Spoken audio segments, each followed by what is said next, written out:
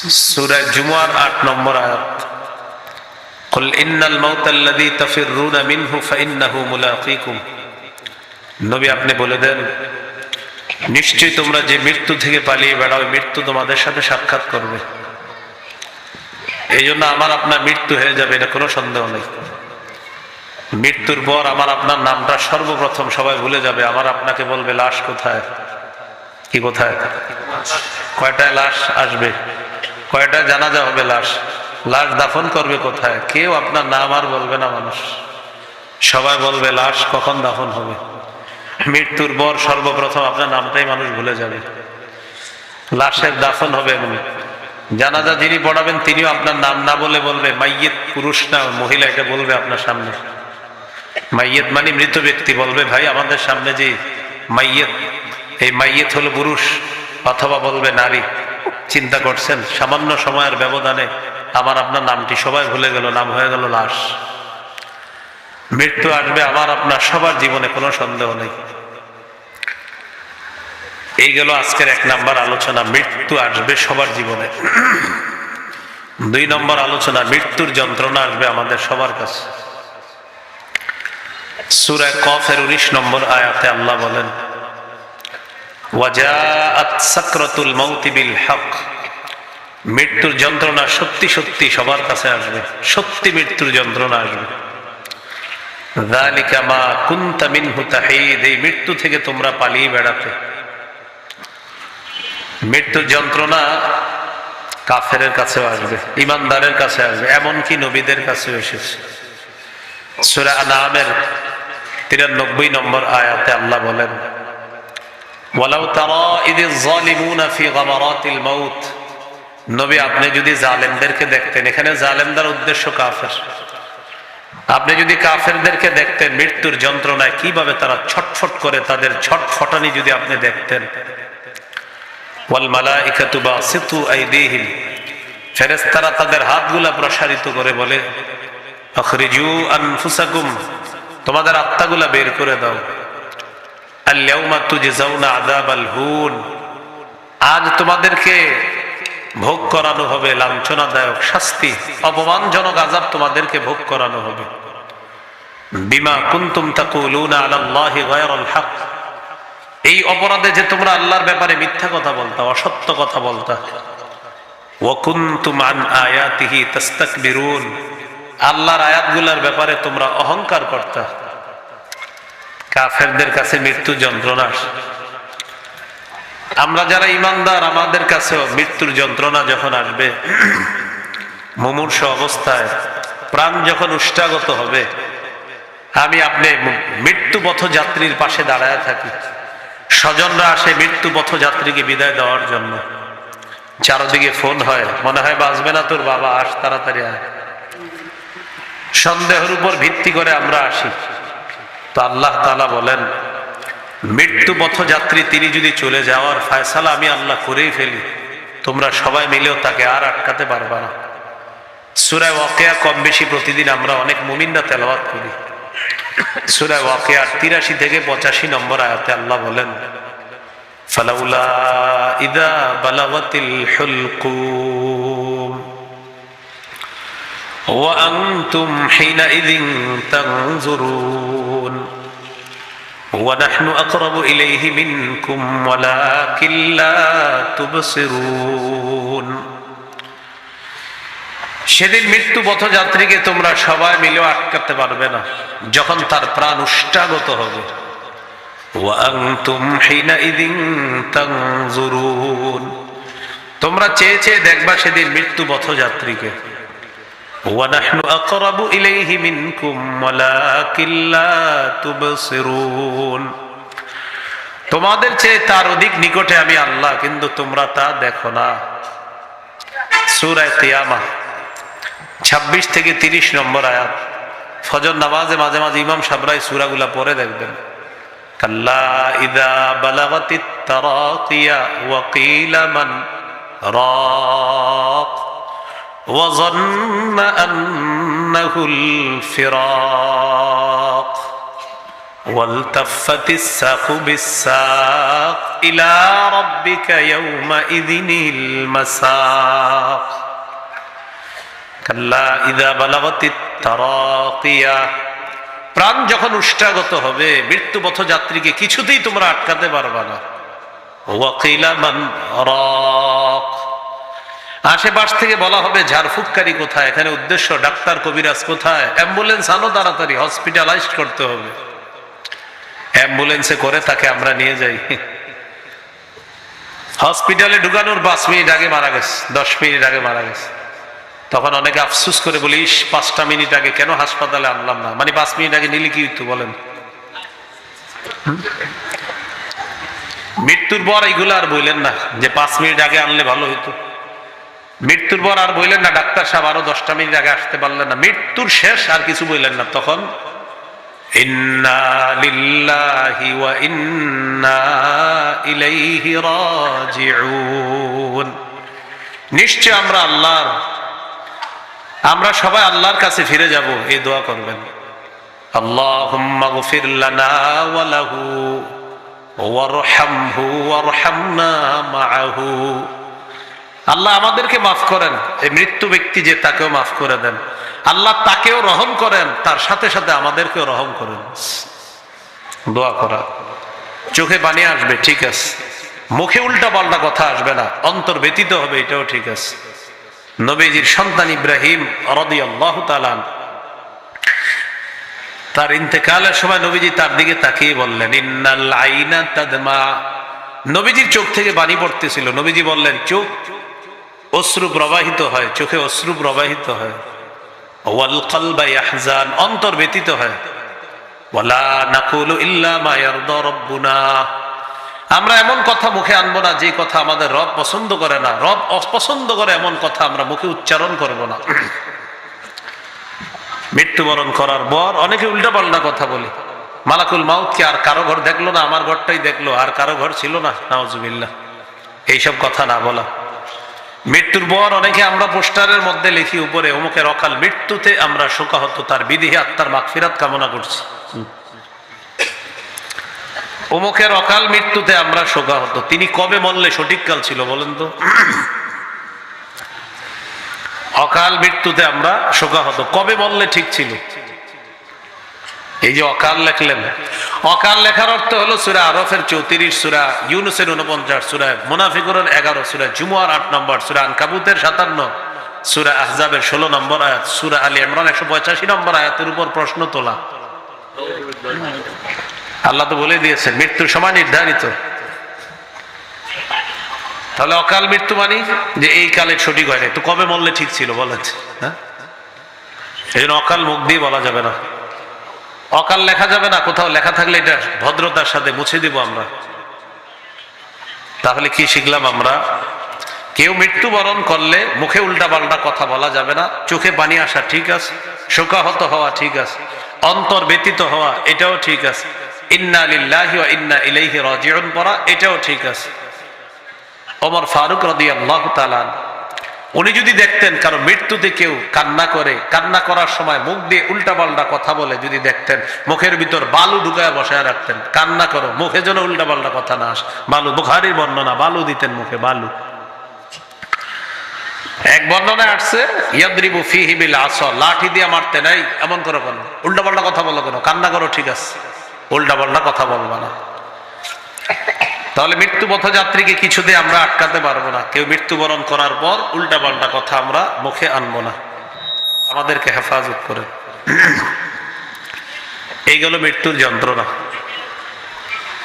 মৃত্যুর যন্ত্রণা রাসূলুল্লাহ সাল্লাল্লাহু আলাইহি সাল্লামের কাছে এসেছে, নবীজিও বলেছেন। সহিহ বুখারীর বর্ণনা 4449 নম্বর হাদিস, 4449 কত হয়? 4449। আয়েশা সিদ্দিকা রাদিয়াল্লাহু তাআলা আনহার বর্ণনা, তিনি বলেন ইন্না মিন নিআমিল্লাহি আলাইয়া, আল্লাহর নিয়ামত আমার ব্যাপারে, আমার উপর আল্লাহর নিয়ামত অনেকগুলা, নিয়ামতের মধ্যে উল্লেখযোগ্য দুটি নিয়ামত হলো এই আন্না রাসূলুল্লাহ সাল্লাল্লাহু আলাইহি ওয়াসাল্লাম তুওফিয়া ফি বাইতি ওয়া ফি ইয়াউমি ওয়া বাইনা সাহরি ওয়া নাহরি। আমার উপর আল্লাহর অনুগ্রহ, নবী আমার ঘরে আমার দিনে আমার থুতনিটার নিচে আল্লাহ রাসূল সাল্লাল্লাহু আলাইহি সাল্লামের মাথা মুবারক ছিল, আমার ঘরে আমার দিনে আমার শরীরের সাথে হেলান দেওয়া ছিলেন আল্লাহ রাসূল সাল্লাল্লাহু আলাইহি সাল্লাম। ওই অবস্থায় রাসূল ইন্তেকাল করছে। এটা একটা নেয়ামত। আরেকটা নেয়ামত, ওয়া আন্না রাসূলুল্লাহ সাল্লাল্লাহু আলাইহি ওয়াসাল্লাম ওয়া আন্না আল্লাহ জামা বাইনা রিকি ওয়া রিকিহি ইনদা মাউতিহি। রাসূলুল্লাহ সাল্লাল্লাহু আলাইহি সাল্লামের ইন্তেকালের সময় আমার থুতু আর নবীর থুতু মুবারক আল্লাহ একত্রিত করে দিয়েছেন। এটা কিভাবে করলেন? দাখালা আলাইহি আব্দুর রহমান ইবনে আবি বকর সিদ্দিক রাদিয়াল্লাহু তাআলা আনহুমা। আমার ভাই আবু বকর সিদ্দিক রাদিয়াল্লাহু তাআলা আনহুর সন্তান আব্দুর রহমান। তো আব্দুর রহমান যদি আবু বকর সিদ্দিক রাদিয়াল্লাহু তাআলা আনহুর সন্তান হয়, আম্মা জানের কি হবে? ভাই। আমার ভাই আব্দুর রহমান ঘরে ঢুকলেন। ওয়া আনা মুসনিদাতুন রাসূলুল্লাহ সাল্লাল্লাহু আলাইহি ওয়াসাল্লাম। আমি নবীজিকে আমার সাথে হেলান দিয়ে অবস্থায় রেখেছিলাম। তো আমার ভাই ঘরে ঢুকলেন। ওয়া বিয়াদিহি আস-সিওয়াক। আমার ভাইয়ের হাতে একটা মেসওয়াক ছিল। রাসূলুল্লাহ সাল্লাল্লাহু আলাইহি সাল্লাম মেসওয়াকের দিকে তাকিয়ে রইলেন এইভাবে। আমি রাসূলুল্লাহ সাল্লাল্লাহু আলাইহি সাল্লামকে জিজ্ঞাসা করলাম, আখুযুহু লাকা ইয়া রাসূলুল্লাহ, হুজুর মেসওয়াকটা কি আপনাকে এনে দিব? মানে নবী মেসওয়াকের দিকে তাকায় আছে। আমি বললাম, আমি কি মেসওয়াকটা আপনাকে দিব? কথা বলতে কষ্ট হচ্ছিল। তখন নবীজি ফাশারা বিরাসিহি নাআম, মাথা নাড়িয়ে বললেন, হ্যাঁ মেসওয়াকটা দাও। ফাখাসতুহু, মেসওয়াকটা আমি নিলাম। নেওয়ার পর ফাতানাওয়ালতুহু, মেসওয়াকটা আল্লাহ রাসূলকে আমি দিলাম। ফাশতাদ্দা আলাইহি, রাসূলুল্লাহ সাল্লাল্লাহু আলাইহি ওয়াসাল্লাম যখন মেসওয়াক করবেন, মেসওয়াকের একটা অংশ নরম থাকা লাগে। নরম না থাকার কারণে শক্ত জায়গাটা দিয়ে মেসওয়াক করতে আল্লাহ রাসূলের কষ্ট হচ্ছে। নবীজিকে আমি জিজ্ঞাসা করলাম, উলাইয়িনুহু লাকা ইয়া রাসূলুল্লাহ, হুজুর আমি কি মেসওয়াকটা নরম করে দিব? মাথা নাড়িয়ে বললেন, হ্যাঁ মেসওয়াকটা নরম করে দাও। ফালাইয়ানতুহু, আমি মেসওয়াক নরম করলাম। এবার দেখেন, আমি যখন মেসওয়াক নরম করলাম, আমার দাঁতে নবীর মেসওয়াকটা আমি লাগাইলাম। ওই মেসওয়াকে আমার দাঁত লাগানোর কারণে, নরম করার কারণে আমার থুতু মেসওয়াকে লাগছে। এবার নবীজিরই দিলাম। নবীজি সাল্লাল্লাহু আলাইহি সাল্লাম মেসওয়াক করলেন। এবার নবীর থুতু মুবারক মেসওয়াকে লাগছে। মেসওয়াক নামক সুন্নতের বরকতে আমার আর নবীজির থুতু মুবারক মৃত্যুর সময় আল্লাহ তাআলা একত্রিত করে দিয়েছেন। তো এইভাবে আমার থুতু আর নবী, ভাই আওয়াজ বাড়ান না তো, মাইকম্যান ভাই আওয়াজ বাড়ে কেন তো বারবার? বাইরের আওয়াজ বাড়ান না তো। রাসূলুল্লাহ সাল্লাল্লাহু আলাইহি সাল্লামের স্ত্রী আয়েশা সিদ্দিকা রাদিয়াল্লাহু তাআলা, আওয়াজ কমান আওয়াজ বলছি কমাইতে। মানে এটা ওনারও দোষ নাই, সব আলোচকরা আওয়াজ বাড়াইতে বলে, কিন্তু পুরো উল্টা। আমি আওয়াজ যত কমাবে না তো দোয়া, আর আওয়াজ না কমালে কিন্তু মাইক খালি পিছনে নিব। হ্যাঁ এইভাবে, হ্যাঁ আওয়াজ কমাইতে হবে। আওয়াজ বাড়ানোর তিনটা উপকারিতা বলেন যদি কেউ পারেন। তিনটা উপকার বলেন। উপকার দুইটা বলেন কেউ পারলে, একটা উপকার বলেন কেউ পারবেন না। আওয়াজ না বাড়ানোর হাজার উপকারিতা আমি বর্ণনা করতে পারবো। ব্যাস এতটুকুই থাক। যতটুকু বললাম যে আওয়াজ বাড়ানোর উপকারিতা কেউ যদি পারেন আমার জানাবেন।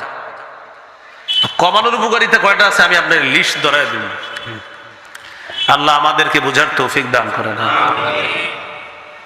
তো আয়েশা সিদ্দিকা রাদিয়াল্লাহু তাআলা আনহা বলেন, আমার থুতু আর রাসূল সাল্লাল্লাহু আলাইহি সাল্লামের থুতু মুবারক আল্লাহ মেসওয়াক সুন্নত, এই সুন্নতের বদৌলতে আল্লাহ এক করে দিয়েছে। 5 ওয়াক্ত নামাজে আজকে সাধারণ জনগণ আছেন যারা 5 ওয়াক্ত নামাজে মেসওয়াক করছেন, এমন একজন আছেন 5 ওয়াক্ত নামাজে, 5 ওয়াক্ত আজকের 5 ওয়াক্ত নামাজে। হ্যাঁ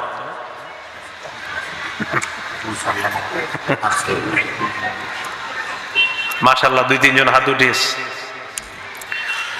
রাসূলুল্লাহ সাল্লাল্লাহু আলাইহি সাল্লাম বলেন, জিবরিল আমিন আমাকে এত পরিমাণ মেসওয়াক করতে বলছে, আমি আশঙ্কা করলাম না জানি মেসওয়াক করতে করতে আমার দাঁত আমি ভেঙে ফেলি। এত পরিমাণ আমাকে বলছে মেসওয়াক করার জন্য। নবীজি বলেন, আমি যদি আমার উম্মতের জন্য কষ্টকর মনে না করতাম, তাহলে প্রত্যেক সালাতের আগে মেসওয়াক করা তাদের জন্য অবধারিত করে দিতাম। এখান থেকে বোঝা যায় যে মেসওয়াক আমরা করাটা নবীজি সাল্লাল্লাহু আলাইহি সাল্লাম কতটা চাইতেন যে আমরা যেন মেসওয়াক করি। রাসূলুল্লাহ সাল্লাল্লাহু আলাইহি সাল্লাম ঘর থেকে যখন বের হইতেন মেসওয়াক করতেন, ঘরে প্রবেশ করার পর সর্বপ্রথম নবীজি মেসওয়াক করতেন। রাসূলুল্লাহ সাল্লাল্লাহু আলাইহি সাল্লামের সাহাবী আব্দুল্লাহ ইবনে ওমর রাদিয়াল্লাহু তাআলা আনহুমা বালিশের পাশে মেসওয়াক রাখতেন, ঘুম ভাঙলেই মেসওয়াক করতেন, আবার ঘুমায় গেছে, আবার ঘুম ভাঙছে, আবার মেসওয়াক করছেন। নবীজি বলেন, তোমরা মেসওয়াক করো, কোরআন পড়ার আগেও মেসওয়াক করবা। তোমরা যখন কোরআন পড়ো, তোমার তেলাওয়াতটা মুখ থেকে বের হয়, এই পড়াটা ফেরেশতার মুখ দিয়ে তার পেটে যায়। মেসওয়াকরত অবস্থায় তোমার দাঁতগুলা যেন এমন থাকে যে তুমি মেসওয়াক করেছো, ওই মেসওয়াকওয়ালা দাঁত দিয়ে যেন তোমার তেলাওয়াতটা বের হয়, আর সেই তেলাওয়াত যেন ফেরেশতা গিলতে পারে। রাসূলুল্লাহ সাল্লাল্লাহু আলাইহি সাল্লাম ইন্তেকাল করবে এর আগে মেসওয়াকের দিকে তাকায় আছে এইভাবে। এই জন্য মেসওয়াক করা, আল্লাহ আমাদের সকলকে তৌফিক দান করেন। মেসওয়াক করবো তো ইনশাআল্লাহ। মেসওয়াক করবেন, 3 জায়গায় মেসওয়াক রাখবেন, গাড়ি, বাড়ি, কর্মস্থল। কয় জায়গায়? 3 জায়গায়, গাড়ি, বাড়ি, কর্মস্থল। গাড়িতে রাখবেন, বাড়িতে রাখবেন, কর্মস্থলে রাখবেন, এই 3 জায়গায় মেসওয়াক রাখবেন। আমি যেটা দিয়ে চলাফেরা করি আপনারা কেউ চেক করতে পারেন। এখন গিয়ে আমার সামনের যে সিটটা, ওখানে 3টা মেসওয়াক আছে। কয়টা? কেউ নিয়েন না, আবার ওই 3টা দিয়ে আমি করি। হ্যাঁ, ওখানে রাখা আছে, আপনি দেখতে পারেন গিয়া। তো বলছিলাম মেসওয়াক করা, আল্লাহ তৌফিক দান করেন। রাসূলুল্লাহ সাল্লাল্লাহু আলাইহি সাল্লামের পাশে পানি রাখা, পানির মধ্যে হাত দিলেন, হাত দেওয়ার পরে এইভাবে মুছতেছে চেহারা, ইয়ামসাহু বিহিমা ওয়াজহা, চেহারা মুবারক মুছতেছে, মুছতে মুছতে বলতেছে লা ইলাহা ইল্লাল্লাহ ইন্না লিল মাউতি সাকারাত। নবীজি বললেন লা ইলাহা ইল্লাল্লাহ, এটা বলার পর বললেন আয়েশা, মৃত্যুর খুব যন্ত্রণা। নবীজি লা ইলাহা ইল্লাল্লাহ বলার পর বললেন আয়েশা, মৃত্যুর খুব যন্ত্রণা। কি বললেন? আয়েশা, মৃত্যুর খুব যন্ত্রণা। নাসাবা ইয়াদাহু, হাতটা উপরে উঠাইলেন, উঠানোর পর বললেন আল্লাহুম্মা ফির রাফিকিল আ'লা। এইভাবে হাত উঠায় বললেন, আল্লাহ সর্বশ্রেষ্ঠ বন্ধু সান্নিধ্যে আমি চলে যেতে চাই। এটা হলো মূল অনুবাদ। আল্লাহুম্মা ফির রাফিকিল আ'লা, হে আল্লাহ, ফির রাফিকিল আ'লা মানে আমাকেও সর্বশ্রেষ্ঠ উত্তম বন্ধুর অন্তর্ভুক্ত করে নেন, মানে আল্লাহ আমি আপনার কাছেই চলে যেতে চাই। হাদিসে আসছে, আম্মাজান বলেন যে নবীজি সাল্লাল্লাহু আলাইহি সাল্লাম আমাকে বলেছিলেন, কোন নবী ইন্তেকালের সময় তাকে তার জান্নাতের আসনটা দেখিয়ে বলা হয় যে আপনি কি জান্নাতে যাবেন না আরো কিছুদিন দুনিয়াতে থাকবেন, তাকে এই স্বাধীনতা দেওয়া হয়। দেওয়ার পর ওই নবী যেটা ইচ্ছা গ্রহণ করতে পারে। তো আম্মাজান বলেন যে ওই নবীজি যখন বলেছিলেন এটা, যে তখন মনে হয় নবীজি তখন জান্নাত দেখতেছিলেন। হ্যাঁ আল্লাহ আমি আপনার কাছে চলে যেতে চাই, এটা বলার পর মালাত ইয়াদুহু, হাতটা হেলে পড়লো জমিনে। আমি বুঝতে পারলাম আল্লাহ রাসূল বিদায় নিচ্ছে। তো আমার পুরো হাদিস শোনানোর উদ্দেশ্য কি বলেছিলেন? আয়েশা, মৃত্যুর খুব যন্ত্রণা। আয়েশা, মৃত্যুর খুব যন্ত্রণা। এটা হলো রাসূল সাল্লাল্লাহু আলাইহি সাল্লামের মৃত্যুর ব্যাপারে বিশুদ্ধ বর্ণনা। অসতর্কতা বশত হয়তো অনেকের মুখ থেকে এই মাইকে একটা অশুদ্ধ বর্ণনাও প্রকাশ পেয়েছে নবীজির মৃত্যুর ব্যাপারে, অসতর্কতা বশত। তো এই বর্ণনাগুলা কিভাবে আসছে? হয়তো কোনো বইয়ের মধ্যে লেখা ছিল, ওই বই হয়তো কেউ পড়েছে, পড়ার পর মাইকে বলে ফেলেছে, আর এটাই প্রকাশ পেয়ে গেছে, সমাজের মধ্যে ছড়ায় পড়ছে, আর আমরা ওইটাকে সত্য বলে মনে করে নিয়েছি। সেই ঘটনাটি হলো এই, যেমন অনেক সুন্দর করে বলা হয় যে ইন্তেকালের সময় মালাকুল মাউত আসছে, আসার পর মালাকুল মাউত আল্লাহর কাছ থেকে অনুমতি নিছে, আল্লাহ আমি কি যাবো আপনার হাবিবের কাছে? তো তিনি একজন গ্রাম্য ব্যক্তির রূপ ধারণ করে আসছে। কার রূপ? গ্রাম্য ব্যক্তির রূপ ধারণ করে আইসা বলতেছে, আমি কি যাব আপনার কাছে, আপনার নবীর কাছে আমি যাব? মালাকুল মাউত সাবধান, নবী অনুমতি না দিলে তুমি ঢুকবা না, আল্লাহ নাকি এগুলা বলছে। হ্যাঁ, তো পরে নাকি মালাকুল মাউত অনুমতি চাইছে, এই সেই লম্বা হিস্টোরি, আমি পুরাটা বলতে পারতেছি না, আর পুরাটা বলাই দরকার কি, ফাও ফাও। তো এরকম একটা হিস্টোরি শোনানো হয় যে মালাকুল মাউত এক গ্রাম্য ব্যক্তির রূপ ধারণ করে আসছে, এবং আপনারা হয়তো ইতিমধ্যে অনেক পানি ফেলাইছেন চোখের, যে আসলে এরকম টোটাল বর্ণনাটা জাল বর্ণনা। হ্যাঁ, এই বর্ণনাটি জাল করেছেন পৃথিবীতে যিনি সর্বপ্রথম, তার নাম আব্দুল মুনিম ইবনে ইদ্রিস। কি নাম? আব্দুল মুনিম ইবনে ইদ্রিস নামে এক ব্যক্তি এই জাল বর্ণনাটি পৃথিবীতে সাপ্লাই দিয়েছে। আর এই জাল বর্ণনাটি আসতে আসতে হয়তো আমাদের বাংলাদেশের কোন চটি বইয়ের মধ্যে ঢুকে গেছে, আর ওই বই পড়ার পর হয়তো কেউ মাইকেও বলে ফেলেছে, তার আমরাও মনে করে নিয়েছি এটাই মনে হয় সঠিক। হ্যাঁ, তাহলে মালাকুল মাউত গ্রাম্য ব্যক্তির রূপ ধারণ করে আসছে, আসার পর আল্লাহরে বলছে, আল্লাহ আমি কি যাবো? সাবধান মালাকুল মাউত, অনুমতি ছাড়া কিন্তু আমার হাবিবের কাছে যাবা না। হ্যাঁ, এই সেই বলা হয়। তো এই টোটাল বর্ণনাটা কি? জাল বর্ণনা, অশুদ্ধ বর্ণনা। আব্দুল মুনিম ইবনে ইদ্রিস নামে এক ব্যক্তি সর্বপ্রথম এই জাল বর্ণনা পৃথিবীতে সাপ্লাই দিয়েছে। তাহলে এই অশুদ্ধ জাল বর্ণনা এটা আর শুনবেন না ভবিষ্যতে, এবং অন্য কেউ যদি বলে ভদ্রতার সাথে বলে দিবেন যে বিষয়টা সঠিক না। আল্লাহ হেফাজত করেন। মুসা আলাইহিস সালাতু ওয়াস সালামের একটা ঘটনা আলোচনা করতে গিয়ে তখন বলা হয় আর কি এরকম যে মালাকুল মাউত মুসা নবীর কাছে আসছে, আসার পর মুসা নবী কি করছে? একটা থাপ্পড় দিছে। এটা বিশুদ্ধ বর্ণনা। বলেন এই বর্ণনাটা কি? এটা বুখারীতে আছে। মুসা নবী মালাকুল মাউতকে থাপ্পড় দিছে, এটা বুখারীতে আছে বর্ণনাটা। এই মুসা নবীর বর্ণনাটা শোনাইতে গিয়ে তখন আমাদের নবীর ব্যাপারে ওই জাল বর্ণনাটা শোনায় দেয় যে ভাই মুসা নবী তো মালাকুল মাউতকে থাপ্পড় দিয়ে দিছে, কেন? অনুমতি না জানি কি ইত্যাদি বলে এটার কারণে। কিন্তু মুসা নবী যে থাপ্পড় দিছে এটা বিশুদ্ধ বর্ণনা। এইটা বলতে গিয়ে বুঝাই কি যে মালাকুল মাউত আমাদের নবীর কাছে যখন আসছে অনুমতি ছাড়া আসতে পারে নাই, এই সেই লম্বা একটা হিস্টরি শোনায়, গ্রাম্য ব্যক্তির রূপ ধারণ করে আসছে। তাহলে এই বর্ণনাটি জাল বর্ণনা। আর মুসা নবী যে থাপ্পড় দিছে মালাকুল মাউতকে, এটা বিশুদ্ধ বর্ণনা। আরেকটি বর্ণনা আপনারা শোনেন মৃত্যুকে কেন্দ্র করে। ফাতেমা রাদিয়াল্লাহু তাআলা আনহা ইন্তেকাল করলেন। ইন্তেকাল করার পর ফাতেমা রাদিয়াল্লাহু তাআলা আনহার লাশ কোথায় রাখলো? কবরে। লাশ রাখার পর একটু খুব মন দিয়ে শোনেন, আবু যর গিফারি রাদিয়াল্লাহু তাআলা কবরকে লক্ষ্য করে বলছে, কবর তুমি কি জানো কাকে রেখে গেলাম? কবর কোনো কি দেয় না, জবাব দেয় না। তো কবর কোনো জবাব দেয় না। তারপর কি করছে? কবরে বলছে, কবর আলীর স্ত্রীকে তোমার মাঝে রেখে গেলাম। নাউজুবিল্লাহ বলেন। আচ্ছা, এরপরে যখন কবর জবাব দেয় না তখন বলছে, কবর জানো কাকে রেখে গেলাম? হাসান হুসাইন রাদিয়াল্লাহু আনহুমা, তাদের মাকে রেখে গেলাম। কবর জবাব দেয় না। ভিত্তিহীন বর্ণনা এগুলো। হ্যাঁ, তো না দেওয়ার পরে কবরে বলতেছে, কবর জানো কি শুনছেন এটা? হ্যাঁ, দেখছেন। পরে বলছে, কবর জানো কাকে রেখে গেলাম? মুহাম্মদুর রাসূলুল্লাহ সাল্লাল্লাহু আলাইহি সাল্লামের কন্যাকে রেখে গেলাম। তখন নাকি কবর জবাব দিস।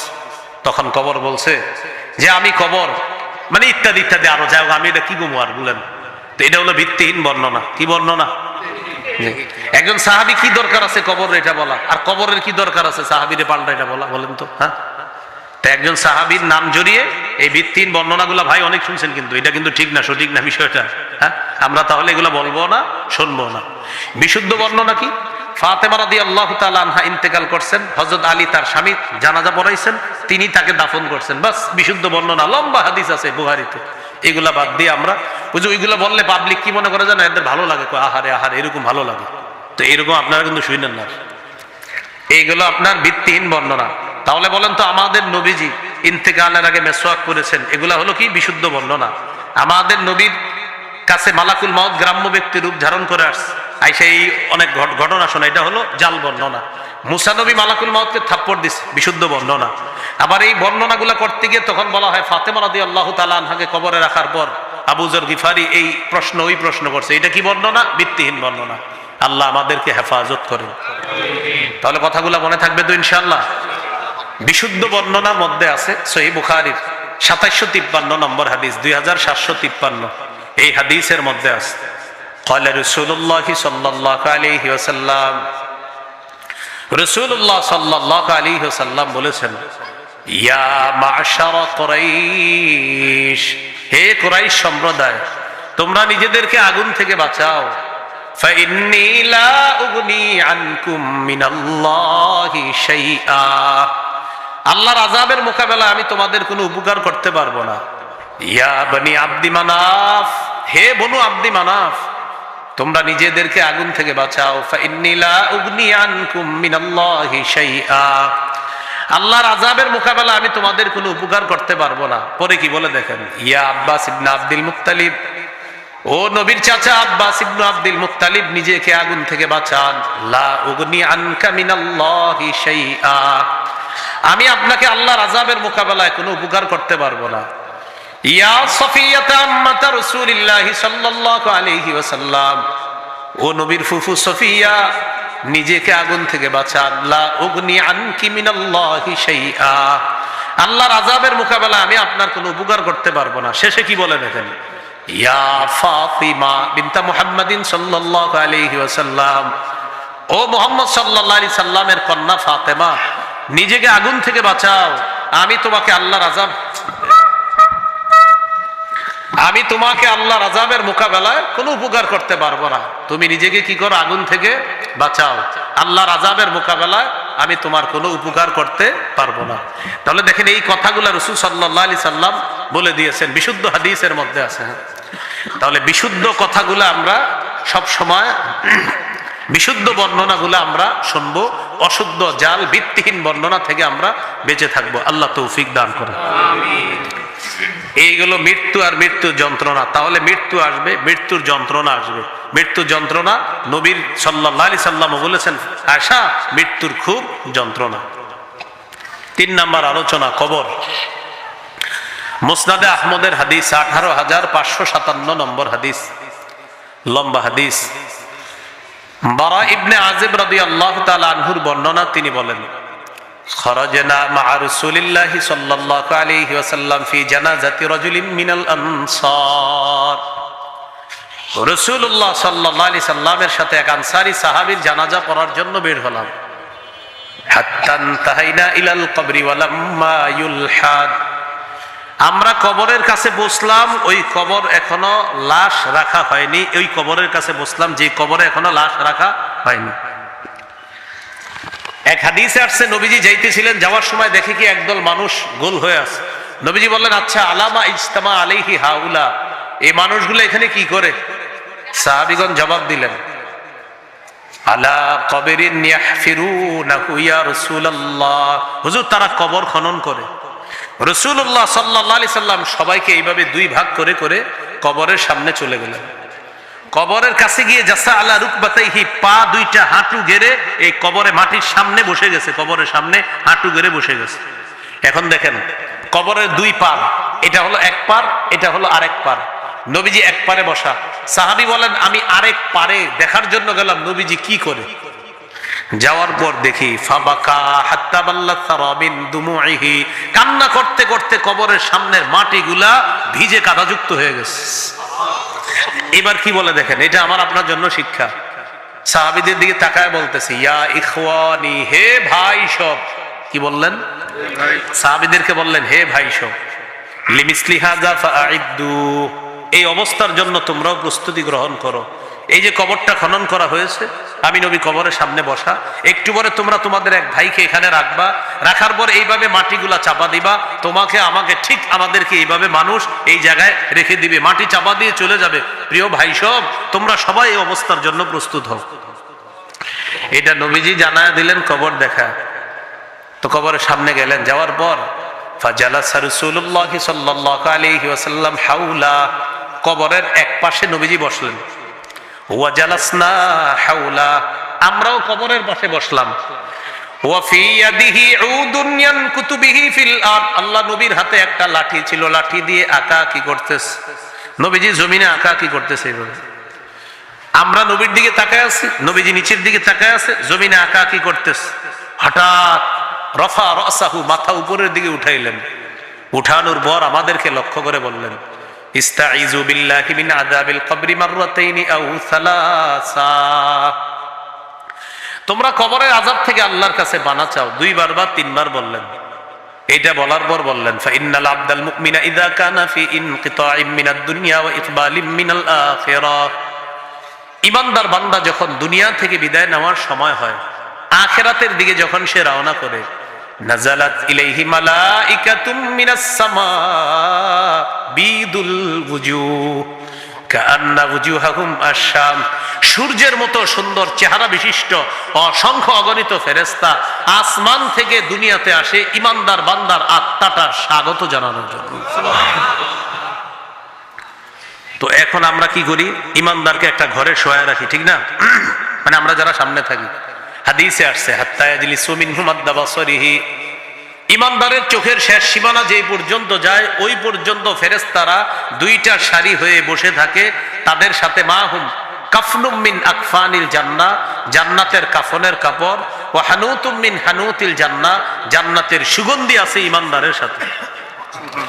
ওই ইমানদারের ওই ফেরেশতাদের সাথে জান্নাতের সুগন্ধি আর কাফনের কাপড়। তো ফেরেশতারা অপেক্ষা করে। সুম্মা ইয়াজিউ ইলাইহি মালাকুল মাউত, এরপর মৃত্যুর ফেরেশতা ইমানদারের কাছে আসে। আসার পর হাত্তা ইয়াজলিসা ইনদা রাসিহি, মাথার কাছে বসে।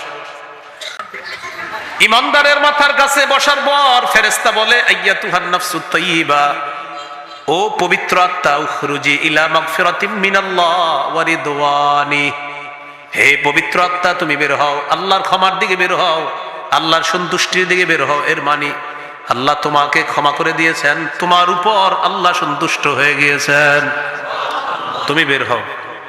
ফাতাখরুজু তাসিলু কামা তাসিলুল কতরাতু মিন ফিস সিকা, আত্মাটা বের হবে এমন ভাবে পাত্রের মুখ থেকে পানি যেমন ফোটায় ফোটায় আস্তে আস্তে বের হয়। ইমানদারের মৃত্যুর যন্ত্রণা ইত্যাদি সব শেষ হওয়ার পর শেষের দিকে আত্মাটা আস্তে আস্তে তার ভিতর থেকে বের হয়ে আসবে। মালাকুল মাউত আত্মাটা নিবে। বুঝেন কিন্তু আলোচনা। সামনে কারা বসা? ইমানদারের সামনে আরো কারা আছে? মাশাআল্লাহ, হুজুরা বললে হবে না, এরা তো বুঝে আলোচনা, আপনারা করতে হবে। ইমানদারের সামনে লম্বা কারা আছে? ফেরেশতা। তো উলামায়ে কেরাম কিন্তু কিয়ামতের মাঠেও কাজে লাগবে, জানেন কি? মানে মাঝে মাঝে এমন ঝামেলা পড়বেন, উত্তর খুঁজে পাবেন না। হ্যাঁ, তখন বলা হবে যাও, যারা জানে তাদের কাছ থেকে উত্তর জেনে আসো। সেখানেও কাজে লাগবে। সুবহানাল্লাহ। তো ইমানদারের সামনে বসা ফেরেশতারা সবাই বসা। মালাকুল মাউতের হাতে আত্মাটা আসার পর লাম ইয়াদাউ ফি ইয়াদিহি তরফাতা আইনিন, চোখের পলক ফালাইতে পারে এই পরিমাণও আত্মাটা রাখতে পারবে না। সামনে বসা ফেরেশতারা বলবে, আরে হইছে, তাড়াতাড়ি দাও, আমাদের কাছে দাও, জান্নাতের কাফনের কাপড়ের মধ্যে তার আত্মাটা দিয়ে দাও। সুবহানাল্লাহ। ফায়াখুজুনা ফায়াজআলুনাহু ফিল কাফনি, তারা আত্মাটা নিবে। নেওয়ার পর ওই জান্নাতের কাফনের কাপড়ের মধ্যে আত্মাটা রেখে আত্মাটা পেঁচাবে। পেঁচানোর পর ফায়াসাদুনা বিহা ইলাস সামা, আত্মা নিয়ে ফেরেশতারা আসমানের দিকে রওনা করবে। আত্মা থেকে সুগন্ধি বের হবে, কাতিয়াবি রিহিন মিস, যেন মেশক আম্বরের ঘ্রাণে সারা দুনিয়াটা, উজিরাত আলা যাহরিল আরদি, সারা পৃথিবীতে মেশক আম্বরের ঘ্রাণে পুরা দুনিয়া সুগন্ধযুক্ত হয়ে যাবে, সুগন্ধময় হয়ে যাবে। অন্যান্য ফেরেশতারা এই সুগন্ধি উপলব্ধি করতে পারবে।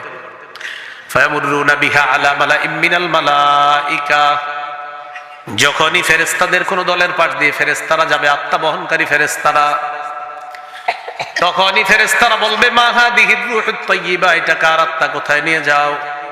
আত্মা বহনকারী ফেরেশতারা বলবে, ফুলান ইবনু ফুলান, এটা উমকের সন্তান, উমকের আত্মা, আসমানের দিকে নিয়ে রওনা করলাম। প্রথম আসমানের কাছে যাবে। যাওয়ার পর ফায়াস্তাফতিহুনা, আসমানের দরজা খোলার অনুমতি চাবে। দরজা খুলে দেওয়া হবে। প্রথম আসমান ইমানদারের আত্মা নিয়ে যাবে। ফায়ুশাইয়ুহু মিন কুল্লি সামাইন মুকাররিবুহা, প্রতি আসমানের মধ্যে যে ফেরেশতারা, ওই ফেরেশতারা স্বাগত জানাইতে জানাইতে ইমানদারের আত্মাটা আরেক আসমানের মধ্যে পাঠায়া দিবে। যাও যাও যাও, কার আত্মা? ইমানদারের। আচ্ছা আচ্ছা, স্বাগতম স্বাগতম বলতে বলতে ফায়ুশাইয়ুহু, প্রত্যেকে তাকে স্বাগত জানাবে। মিন কুল্লি সামাইন মুকাররিবুহা, প্রত্যেক আসমানের মধ্যে যেই ফেরেশতাদের কাজ দিয়ে ইমানদারের আত্মাটা যাবে উপরে, সবাই স্বাগত জানিয়ে বলবে, ওহো ইমানদারের আত্মা, যাও যাও, নিয়ে যাও, উপরে নিয়ে যাও। যাইতে যাইতে হাত্তা ইউনতাহা বিহা ইলা সামাইস সাবিআ, সপ্তম আসমানে চলে যাবে। সপ্তম আকাশে যাওয়ার পর আল্লাহ তাআলা বলবেন ফেরেশতাদেরকে, হইছে, আর লাগবে না, উকতুবু কিতাবা আবদি ফি ইল্লিয়িন, আমার বান্দার আমল নামা ইল্লিয়িনের মধ্যে তোমরা লিপিবদ্ধ করে দাও। এবার তিনটা কথা আমার সাথে বলেন, বলেন, দেহ, আত্মা, আমল নামা। দেহ দুনিয়াতে, আত্মা সপ্তম আকাশে, আমল নামা ইল্লিয়িনে। দেহ কোথায়? দুনিয়াতে। এখন দুনিয়াতে ওই দেহকে আমরা জানাজা পড়ি, পড়ার পর এরপরে আপনার কবরে রেখে আসি। কবরে রেখে আসার পর তখন কি হয় ঘটনাটা? আল্লাহ তাআলা সপ্তম আসমানে যে দেহের আত্মাটা আছে, আত্মা তো চলে গেল সপ্তম আসমানে, ফেরেশতাদেরকে বলবেন, আইদুহু ইলাল আরদ, আমার বান্দার আত্মাটা আবার দুনিয়াতে পৌঁছায় দাও। এই আত্মাটা তার কবরে, দেহটা যে আছে দেহের মধ্যে ঢুকায় দাও। ফাতুআদু রূহুহু ফি জাসাদিহি কামা কানা, আত্মা তার দেহের মধ্যে চলে আসবে, আগে যেইভাবে ছিল ওইভাবে আত্মাটা তার দেহের মধ্যে আবার চলে আসবে। দেহের মধ্যে আত্মা চলে আসার পর ওই যে আমি আপনি কবরে রেখে আসলাম, কবরে রেখে আসার পর ফায়াতিয়ানিহি মালাকান, দুজন ফেরেশতা তার কাছে আসবে। ফায়ুজলিসানিহি, তাকে বসাবে। ফায়াসআলানিহি, তাকে প্রশ্ন করবে মার রব্বুকা, তোমার রব কে? ওই ব্যক্তি জবাব দিবে রব্বি আল্লাহ, আমার রব হলেন আল্লাহ। ওয়া মা দীনুকা, তোমার ধর্ম কি? জবাব দিবে দীনিয়াল ইসলাম, আমার দিন হলো ইসলাম। ওয়া মান হাদার রাজুলুল্লাযী বুইসা ফীকুম, এই মানুষটাকে চেনো কিনা যাকে তোমাদের মাঝে প্রেরণ করা হয়েছে? বলবে হাদা নবী মুহাম্মাদুন সাল্লাল্লাহু আলাইহি ওয়াসাল্লাম, তিনি আমাদের নবী মুহাম্মদ সাল্লাল্লাহু আলাইহি ওয়াসাল্লাম। ফেরেশতারা বলবে আইনা ওয়াজাদতা হাদা, আচ্ছা তুমি এই প্রশ্নের জবাব কোথায় পেলে? ওই ব্যক্তি জবাব দিবে ক্বারাতু কিতাবাল্লাহ, আমি দুনিয়াতে আল্লাহর কোরআন পড়েছিলাম, সেখানে জেনেছিলাম, কোরআন ওয়ালাদের কাছে গিয়েছিলাম, তাদের কাছ থেকে এই 3 প্রশ্নের উত্তর আমি জেনেছিলাম। আসমান থেকে ঘোষণা আসবে, আল্লাহ বলবেন আন সাদাকা আবদি, আমার বান্দা যা বলছে সত্য কথা বলছে, আমি আল্লাহ তাকে সত্যায়ন করে দিলাম। আফরিশুহু মিনাল জান্নাহ, তার কবরে জান্নাতের বিছানা বিছায়া দাও। ওয়া আলবিসুহু মিনাল জান্নাহ, তার শরীরে জান্নাতের পোশাক পরায়া দাও। ওয়াফতাহু লাহু বাবান ইলাল জান্নাহ, তার কবর থেকে জান্নাত পর্যন্ত একটা দরজা খুলে দাও। ফায়াতিহা মিন তিবিহা ওয়া রিহিহা, জান্নাত থেকে দরজা দিয়ে তার কবরের মধ্যে সুগন্ধি আসবে। সুগন্ধি আসতে আসতে তার কবরটা সুগন্ধময় হয়ে যাবে। ফায়ুফসাহু লাহু ফি কবরিহি মাদ্দা বাসরিহি, ইমানদারের নজর যেই পরিমাণ যায় এই পরিমাণ পর্যন্ত তার কবরটা চারদিকে প্রশস্ত করে দেওয়া হবে। ওয়া ইয়াতানাওয়ারু লাহু, তার কবরটার মধ্যে আলো জ্বালিয়ে দেওয়া হবে। সুবহানাল্লাহ, কবরের জগৎ আলোকিত করা হবে। এজন্য মোমবাতি দেওয়া দরকার নাই। কি দেওয়া দরকার নাই? মোমবাতি, ইমানের আলো থাকলে মোমবাতি দেওয়া লাগবে না। কি লাগবে না বলেন তো? হ্যাঁ, মোমবাতি দেওয়া লাগবে না। শুধু শুধু মোমবাতি দিয়েন না, আল্লাহ হেফাজত করেন। হ্যাঁ, এই হলো ইমানদারের অবস্থা। এবার নবীজি বলেন ওয়া ইন্নাল আবদাল ফাজিরা ইযা কানা ফি ইনকিতাইম মিনাদ দুনিয়া ওয়া ইকবালিম মিনাল আখিরাহ, পাপাচার বান্দা যখন দুনিয়া থেকে বিদায় নিবে, আখিরাতের দিকে রওনা করবে, করার পর নাযালাত ইলাইহি মালাইকাতুম মিনাস সামা সুদুল ওয়ুজুহ মাআহুমুল মাসুহ, কালো চেহারা বিশিষ্ট অসংখ্য অগণিত ফেরেশতা তার কাছে আসবে। সাথে একটা সালার বস্তা থাকবে, চট থাকবে, এটা নিয়ে আসবে। মালাকুল মাউত আসবে, আসার পর তার মাথার কাছে বসবে। বসার পর তাকে বলবে আইয়াতুহান নাফসুল খাবিসা, হে খারাপ আত্মা, উখরুজি ইলা সাফাতিল্লাহ, তুই বের হ আল্লাহর রাগের দিকে, তুই বের হ, আল্লাহ তোর উপর গোসা, আল্লাহ তোর প্রতি রাগে আছে, রাগান্বিত। আমাকে আপনাকে যেন এটা না বলে, আমাকে আপনাকে যেন পবিত্র আত্মা বলে সম্বোধন করে। পাপাচারের আত্মাটা যখন বের হবে, পশমের বতিটা গোড়ায় গোড়ায় কাটা দিয়ে আঘাত করলে যে পরিমাণ ভয়ঙ্কর আঘাত হবে, এরকম যন্ত্রণা দিয়ে তার আত্মাটা বের করা হবে। আত্মা বের করার পর ওই যে বস্তা সালার চট দিয়ে পেঁচানো হবে, এত দুর্গন্ধ বের হবে, অন্যান্য ফেরেশতারা বলবে মা হাদিহির রূহুল খাবিসা, এই খারাপ আত্মা কার এটা? তখন ফেরেশতা বলবে ফুলান ইবনু ফুলান, অমুকের সন্তান, অমুকের আত্মা, এই কথা বলবে। প্রিয় ভাইয়ারা, ইমানদারের ব্যাপারেও বলবে অমুকের সন্তান, অমুকের আত্মা। পাপাচারের ব্যাপারেও বলবে অমুকের সন্তান, অমুকের আত্মা। কোথায় যাও? আসমানের দিকে নিয়ে যাই। প্রথম আসমানের কাছে যাওয়ার পর আল্লাহ বলবেন এটারে উপরে উঠানো দরকার নাই, এই আত্মা আসমানে আনাই দরকার নাই। উক্তুবু কিতাবা আবদি ফি সিজ্জিন, আমার বান্দার আমলনামা সিজ্জিনের মধ্যে তোমরা লিপিবদ্ধ করে দাও। আমলনামা সিজ্জিনের মধ্যে লিপিবদ্ধ করার পর আল্লাহ বলবেন তার আত্মাটা এবার তার কবরে, তার দেহের মধ্যে পৌঁছায় দাও।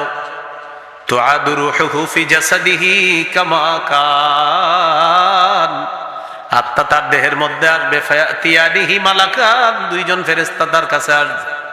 আসার পর ফায়ুজলিসানিহি, তাকে বসাবে। বসানোর পর প্রশ্ন করবে মার রব্বুকা, তোমার রবকে? জবাব দিবে হা হা লা আদরি, জানা নাই আমার। ওমা দীনুকা, তোমার ধর্ম কি? জবাব দিবে হা হা লা আদরি, আমার জানা নাই। ওয়া মান হাদার রাজুলুল্লাযী বুইসা ফীকুম, মানুষটাকে চিনো কিনা? সব বলবে আমার জানা নাই। আল্লাহ বলবেন আন কাযাবা আবদি, আমার বান্দা যা বলছে সব মিথ্যা কথা। আফরিশুহু মিনান নার, তার কবরে জাহান্নামের আগুনের বিছানা বিছায়া দাও। ওয়ালবিসুহু মিনান নার, তার শরীরে আগুনের পোশাক পরায়া দাও। ওয়াফতাহু লাহু বাবান ইলান নার, কবর থেকে জাহান্নাম পর্যন্ত দরজা খুলে দাও। ফায়াতিহা মিন সামুমিহা ওয়া হামুমিহা, জাহান্নাম থেকে গরম উত্তপ্ত হাওয়া তার কবরের মধ্যে আসতে আসতে কবরের দেয়ালগুলা গরম হয়ে যাবে, কবরের বিছানাটা গরম হয়ে যাবে, ছাদটা গরম হয়ে যাবে। ওই যে বাঁশ দিয়ে আমরা উপরে মাটির ছাদ দিয়ে আসলাম, এটাও গরম হয়ে যাবে। আল্লাহ বলেন লাহুম মিন জাহান্নামা মিহাদু ওয়া মিন ফাওকিহিম গাওয়াশ, বিছানাটা হবে আগুনের, উপরে আচ্ছাদন করা যে ছাদটা আছে এটা আগুনের হয়ে যাবে। কবর চাপ দিবে দুই পাশ থেকে, ভয়ঙ্কর ভাবে চাপ দিবে, কঠিন ভাবে চাপ দিবে। পাশে তাকায় দেখবে একটা লোহার ডান্ডা নিয়ে দাঁড়ায় আছে একজন দাঁড়ায় আছে, ভয়ঙ্কর এক ব্যক্তি দাঁড়ায় আছে লোহার ডান্ডা নিয়ে। ফায়াদরিবু দরবা, একটা আঘাত করবে, ওকে এক আঘাত করবে। ইয়াসিহু সাইহা, এত জোরে একটা চিৎকার দিবে এই পৃথিবীর জিন ইনসান ছাড়া সমস্ত হাইওয়ান জানোয়ার তার চিৎকারের আওয়াজ শুনতে পায়। তো রাসূলুল্লাহ সাল্লাল্লাহু আলাইহি সাল্লাম বলেন, কবর দেখায় তোমরা এই কবরের আযাব থেকে আল্লাহর কাছে পানা চাও। এই হলো আপনার কবরের জগৎ। 3 নাম্বার আলোচনা গেল। 4 নাম্বার, কবরের জগৎ শেষ হওয়ার পর হাসরের ময়দান, জমা করার ময়দান, একত্রিত করার একটা ময়দান হবে। আল্লাহ তাআলা সূরা আলী ইমরানে একটা আয়াত বলছে, আয়াতের অনুবাদটা আপনাদেরকে আমি শোনাই, আর অনুবাদটা একটু খেয়াল করবেন। দেখেন কি বলে, ফাকাইফা ইযা জামা'নাহুম লিয়াউমিল লা রাইবা ফীহ। আল্লাহ বলেন ফাকাইফা, কি অবস্থা হবে সেদিন তাদের, যেদিন আমি সকলকে কিয়ামতের দিন একত্রিত করব। কি দেখেন কি ফাকাইফা, কেমন হবে তাদের অবস্থা, ফাকাইফা কেমন হবে তাদের অবস্থা। নবী জানায়া দেন, অপরাধ যারা করে এদেরকে আমি কিয়ামতের মাঠে উঠাবো, যারা আমার প্রতি ঈমান রাখে তাদেরকে উঠাবো, যারা ঈমান রাখে না তাদেরকে উঠাবো, যারা মুনাফিক তাদেরকে উঠাবো। তবে নবী আপনি জানায়া দেন ফাকাইফা, অবস্থাটা কি হবে তাদের। ইযা জামা'নাহুম লিয়াউমিন লা রাইবা ফীহ, সেদিন যে দিনের ব্যাপারে কোনো সন্দেহ নেই। কিয়ামতের ব্যাপারে কি কোনো সন্দেহ আছে? সন্দেহ থাকলে ঈমান চলে যাবে। হ্যাঁ, আল্লাহ হেফাজত করুন। তো কিয়ামতের ময়দানে আল্লাহ তাআলা সকলকে একত্রিত করবেন, করার পর আল্লাহ বলেন সেদিন মানুষগুলা ভয়ঙ্কর একটা পরিস্থিতির মধ্যে থাকবে। প্রথম যেভাবে বিচার ব্যবস্থাটা শুরু হবে, এই যে আসমানটা দেখি না আমরা, যে আসমানটা এখন দেখি, যে জমিনটা দেখি, এটা ধ্বংস হয়ে যাবে, এই জমিনও ধ্বংস হয়ে যাবে। আল্লাহ তাআলা বলেন ওয়াফুতিহাতিস সামাউ ফাকানাত আবওয়াবা, আসমান ফাটিয়ে দেওয়া হবে, অনেকগুলা দরজা হবে। দরজা কেন হবে এই জবাব সূরা ফুরকানে আল্লাহ দিয়েছেন, ওয়ানুজিলাল মালাইকাতু তানজিলা, ফেরেশতারা দলে দলে আসমান থেকে নেমে আসবে, আসার পর আসমান ধ্বংস করে দেওয়া হবে। ওয়াসুইরাতিল জিবালু ফাকানাত সারাবা, পাহাড়গুলোকে হাঁকিয়ে নেওয়া হবে, পাহাড় মরিচিকার মতো টুকরা টুকরা করে মরিচিকার মতো করে দেওয়া হবে, আর কিছু অস্তিত্ব খুঁজে পাওয়া যাবে না পাহাড়ের। এই পাহাড় হলো জমিনের পেরেক স্বরূপ, এই জমিনের পেরেক হলো পাহাড়। তাহলে পেরেককে আল্লাহ ধ্বংস করে দিলেন, এবার জমিন ভাসমান হয়ে গেল, এবার জমিনকে আল্লাহ ধ্বংস করে দিলেন। তাহলে আসমান শেষ, জমিন শেষ। এরপর আল্লাহ কি করবেন, ইয়াউমা তুবাদদালুল আরদু গায়রাল আরদি ওয়াস সামাওয়াত, সেদিন আল্লাহ পরিবর্তিত নতুন জমিন, নতুন আসমান আল্লাহ স্থাপন করবেন। পরিবর্তিত নতুন জমিনের উপর কোনো পাহাড় কিচ্ছু থাকবে না, পুরো একদম প্লেন জমিন থাকবে, আর পরিবর্তিত নতুন আসমান থাকবে। সেই আসমানের নিচে আর জমিনের উপরটাই হবে কিয়ামতের ময়দান। আল্লাহ জানে বুঝাইতে পারছি কিনা, পরিবর্তিত নতুন জমিন, পরিবর্তিত নতুন আসমান, এটার নিচেই হবে কিয়ামতের ময়দান। এই কিয়ামতের ময়দানে যখন আল্লাহ সবাইকে একত্রিত করবেন, করার পর ওই যে আমরা বলি না সূর্য সূর্য হবে, হ্যাঁ, কিয়ামতের ময়দানে সূর্য আলো হবে কঠিন। তো সূর্যটা কই থাকবে যদি আসমান না থাকে? এই সেই আসমান হলো পরিবর্তিত নতুন আসমান। ভয়ঙ্কর তাপে আপনার কারো পাপ হবে এই পরিমাণ, এই পায়ের এই গোসা পরিমাণ, কারো হবে হাঁটু পরিমাণ, কারো কোমর পরিমাণ, কারো বুক পরিমাণ, কারো কান পরিমাণ। নবী বলেন ইউলজিমুহুল আরাক ইলজামা, বুখারী মুসলিমের বর্ণনা, কারো নাকটা এইভাবে ঘামের নিচে যাবে আর উঠবে, যাবে আর উঠবে। এই পরিস্থিতিতে, কঠিন পরিস্থিতিতে পড়বে। সহিহ বুখারীর 4712 নম্বর লম্বা হাদিস। এটা আপনাদেরকে হুজুরা খতিব সাহেব যারা আছে জুমার মিম্বরে অনেক শোনাইছে।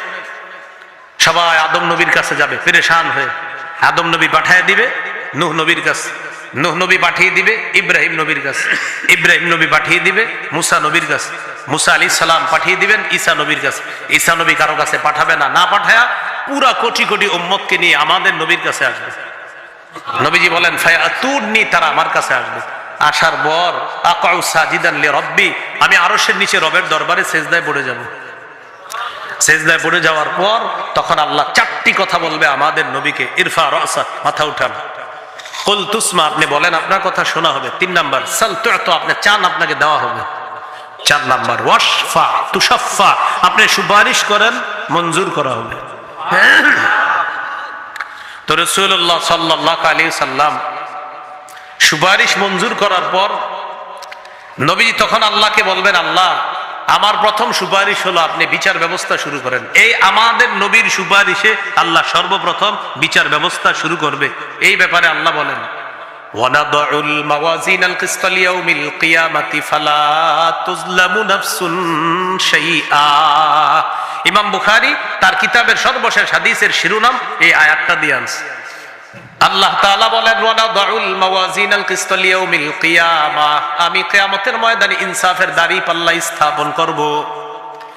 ফালা তুজলামু নাফসুন শাইআ, কারো প্রতি সামান্য অবিচার করা হবে না। ওয়া ইন কানা মিসকালা হাববাতিন মিন খারদালিন আতাইনা বিহা, অনুপরিমাণ আমলও যদি থাকে এটাও আমি আল্লাহ উপস্থিত করব। মিজানের দাড়ি পাল্লা মানে মিজানের পাল্লা, যেটা ওজনের দাড়ি পাল্লা স্থাপন করবেন। ওজনের পাল্লা একটাই হবে, বলেন কয়টা? হ্যাঁ, পাল্লা একটাই হবে। এক পাল্লার মধ্যেই কোটি কোটি মানুষকে ওজন করা হবে। এই জন্য আল্লাহ বলছে মাওয়াজিন, কোরআনে মাওয়াজিন আছে। ভাই মাওয়াজিন কেন বলছে, বহু বচন কেন? সংখ্যা আধিক্য, যাদেরকে মাপা হবে, ওই মাপা হবে যাদেরকে, তাদের আধিক্যতার দিকে তাকায় আল্লাহ বলছে ওজনের পাল্লা সমূহ, মানে বারবার যেহেতু ওজন করা হবে এক একজনকে, তাদেরকে। এখন ওজন কি করা হবে? হয়তো আমল ওজন করা হবে, দেখেন কি বলে, আমল ওজন করা হবে, অথবা আমলকে একটা দেহের রূপ দিয়ে সেটাকে ওজন করা হবে। 3 নাম্বার আমলকারীকে, আমাকে আপনাকে ওজন করা হবে। 4 নাম্বার আমল নামা ওজন করা হবে। 1 নাম্বার স্বয়ং আমলটা ওজন করা হবে। 2 নাম্বার আমলকে একটা দেহে রূপান্তরিত করে ওটাকে ওজন দিবে। 3 নাম্বার আমলকারীকে আল্লাহ পাল্লায় উঠাই দিবে, যাও তুমি ওঠো, এরকম। 4 নাম্বার আমল নামা আল্লাহ ওজন করবেন। এই 4টার যে কোনো একটা ওজন হোক না কেন, আমরা দোয়া করবো, আল্লাহ আপনি ওজন যাই করেন, আমি চাই জান্নাত। আপনি আমারে ওজনের পাল্লায় উঠান, আর আমার আমল নামা উঠান, আর আমাকে উঠান। আল্লাহ আমি তো জানি মাবুদ, আমি আমার ওই আমল নামা দিয়ে আমি পার পাবো না। আল্লাহ আপনার রহমত ছাড়া আমার উপায় নাই, আমি কিচ্ছু জানি না। আল্লাহ আপনি রহমতে যেইভাবে আজকে মাহফিলে আনছেন, জুমার মসজিদে নেন, মাহফিলে আমার রমজান মাসে আমাকে আপনি তারাবি পড়ান, রমজান মাসে আমাকে রোজা রাখাইছেন রহমত করে, আপনি রহমত করে আমাকে বিভিন্ন ভালো কাজ দুনিয়াতে করান। আল্লাহ এইভাবে রহমতের চাদরে আবদ্ধ করে কিয়ামতের ময়দানেও আমাকে একটু পার করার ব্যবস্থা করে দিন। এছাড়া উপায়, সারা পৃথিবীতে আদম থেকে কিয়ামত পর্যন্ত জিন, হাইওয়ান, জানোয়ার, ইনসান, সাপ তার বাচ্চাকে, বাঘ তার বাচ্চাকে, সিংহ তার বাচ্চাকে, মা তার সন্তানকে, বাবা তার সন্তানকে, যে যাকে ভালোবাসে, শুধু 1 ভাগ রহমতের কারণে আমি এটা ছিটিয়ে দিছি মানুষ সহ হাইওয়ান, জানোয়ার সবার মাঝে 1 ভাগ রহমত। 100 ভাগ রহমতের 99 ভাগ আল্লাহ তার কাছে রেখে দিয়েছেন। কিয়ামতের ময়দানে সেটা দিয়ে আল্লাহ বান্দাদের প্রতি দয়া করবেন। তো এই জন্য আমরা দয়ার উপর ভিত্তি করে আবার আমল ছেড়ে দিয়েন না। হ্যাঁ, আমলও করতে হবে, পাশাপাশি এইভাবে নিজেরে ছোট বানাইতে হবে। আল্লাহ আমি যত আমল করি মাবুদ, আমার তো খালি টেনশন লাগে, এই আমল দিয়ে কি হবে? আপনার রহমত ছাড়া উপায় নেই। এই হলো আমল করা।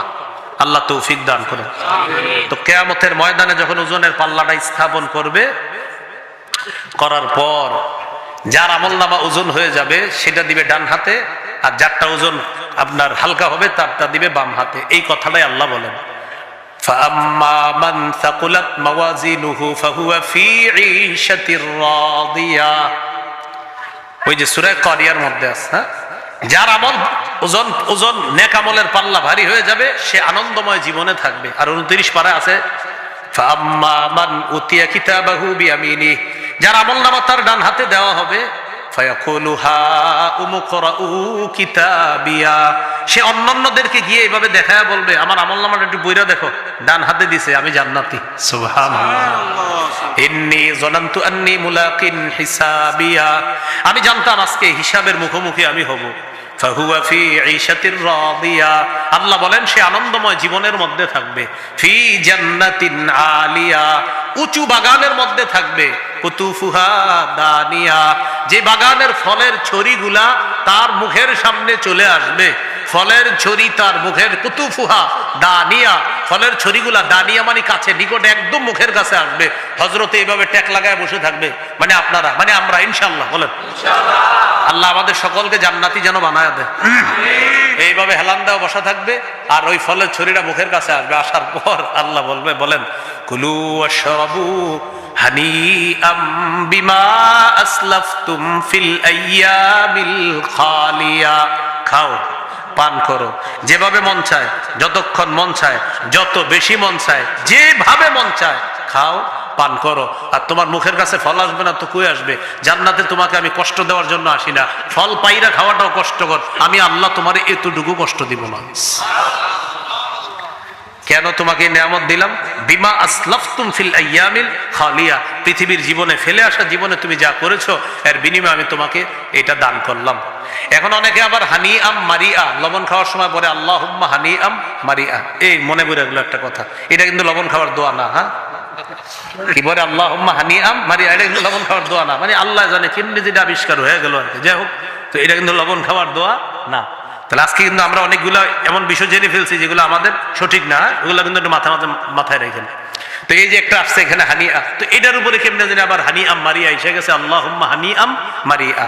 তো সূরা নিসার মধ্যে আছে মনে হয় হানিআম মারিআ, আর এখানে আছে হানিআ, আর এটা মিলাইছে আল্লাহুম্মা হানিআম মারিআ। কি কয়টা লবণ খাওয়ার দোয়া? তো এটা কিন্তু আপনার সঠিক না, এটা লবণ খাওয়ার দোয়া না। যার আমলনামা তার বাম হাতে দেওয়া হবে, ফায়াকুলু ইয়া লাইতানি লাম উতা কিতাবিয়া, সে বলবে হায় হায় আমাকে যদি আমার হিসাবনামা, আমলনামাটা দেওয়া না হতো, আমাকে যদি আমার আমলনামাটা দেওয়া না হতো। ওয়ালাম আদরি মা হিসাবিয়া, সে বলবে আমি যদি আমার হিসাবটা না জানতাম। ইয়া লাইতাহা কানাতিল কাদিয়া, মৃত্যুই যদি আমার চূড়ান্ত ফয়সালা হয়ে যেত। মা আগনা আন্নি মালিয়া, আমার সম্পদ আমার কোনো কাজে আসলো না। হালাকা আন্নি সুলতানিয়া, আমার প্রভাব প্রতিপত্তি সব আজকে খতম হয়ে গেল। আমার কথায় কত মানুষ উঠতো বসতো, জমিন থরথর করে কাঁপাইতাম আমি, কোথায় গেল আজকে সব? আল্লাহ বলবেন খুজু, ধরো এটাকে, ফাগুল্লু, বেড়ি বড়াও, সুম্মাল জাহিমা সল্লু, জাহান্নামের কিনারায় নিয়ে ধাক্কা মেরে জাহান্নামে ফেলে দাও।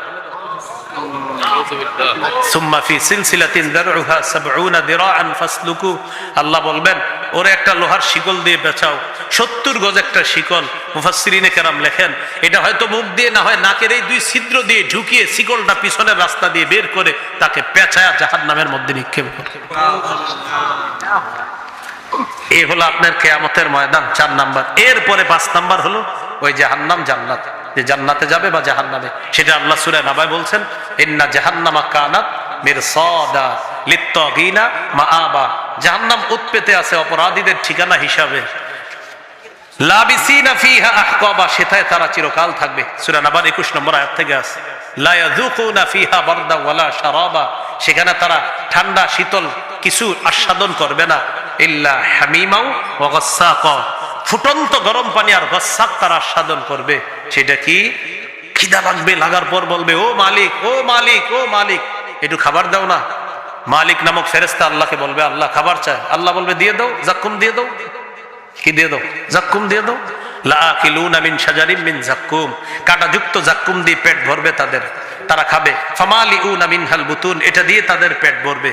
ভরার পর বলবে পানি পানি পানি, কাঁটা আটকাইছে গলায়, পানি লাগবে পানি। আল্লাহ পানি চায়, দিয়ে দাও।